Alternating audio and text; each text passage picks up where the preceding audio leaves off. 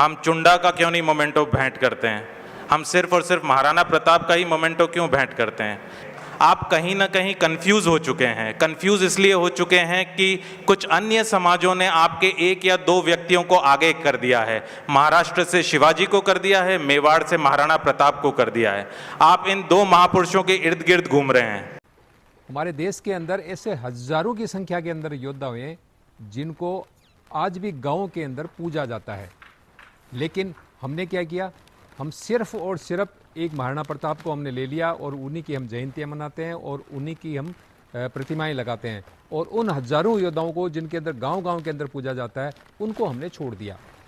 जबकि हमें अपने एरिए के जो महापुरुष हैं उनकी हमें जयंतियाँ मनानी चाहिए, उनकी प्रतिमाएं लगानी चाहिए ताकि लोग उनको जाने।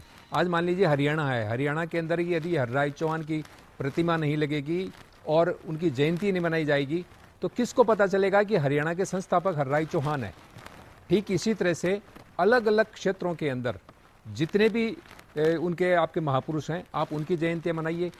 और ये बात मैं पिछले 10 साल से कह रहा हूँ, और मैं जब भी सोशल मीडिया के ऊपर मैंने जब भी ये लिखा है इसके बारे में, तो मेवाड़ के कई मित्र हैं उनको तकलीफ हो जाती है।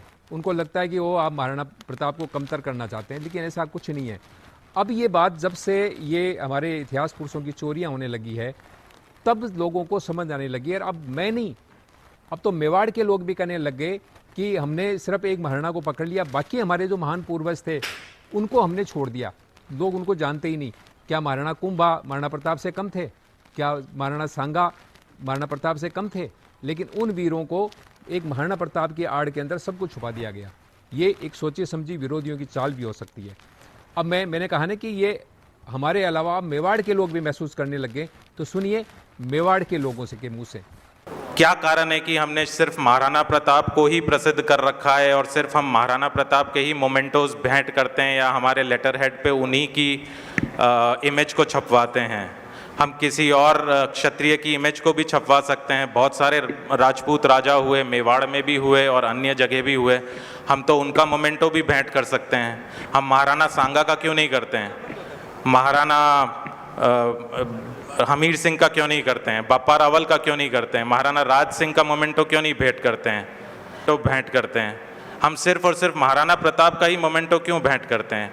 क्योंकि क्षत्रियों के दिमाग में सिर्फ एक चीज़ भर दी गई है कि अगर आपके अंदर कोई एक साहसी और ज़बरदस्त राजा हुआ है तो वो महाराणा प्रताप हुए हैं। नहीं, आपने बहुत सारे राजा दिए हैं अपने राष्ट्र को, अपनी संस्थाओं को, अपने लोगों को, और बहुत सारे इन राजाओं ने बड़े ज़बरदस्त कार्य किए हैं। तो क्यों नहीं आप सब मिल के बाकी सभी महाराणाओं को, महाराजाओं को, चाहे वो आमेर से हों, बूंदी से हों, मेवाड़ से हों, कहीं से भी हों, उनके नाम के भी मोमेंटोज आगे लाएं। क्योंकि आप जितने राजपूत विचारकों को आगे लाएंगे जिन्होंने अदम्य साहस दिखाया है, तो आप अपने क्षत्रिय कुल को गौरवान्वित करेंगे।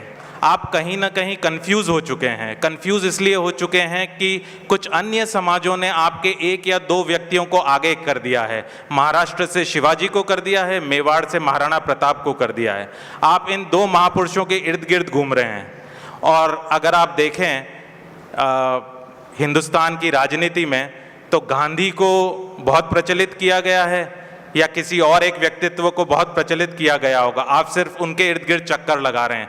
तो आपको चक्कर लगाना है तो परिक्रमा को पूरी करें, सबके इर्द गिर्द चक्कर लगाएं, तो किसी न किसी का कोई ना कोई गुण आपको आकर्षित करेगा और आप उससे अपने समाज में बदलाव ला सकेंगे। समाज में बदलाव लाना कैसे है? एक आम राजपूत उसके बारे में क्या सोचता है? समाज का बदलाव ग्रास रूट से चालू होता है।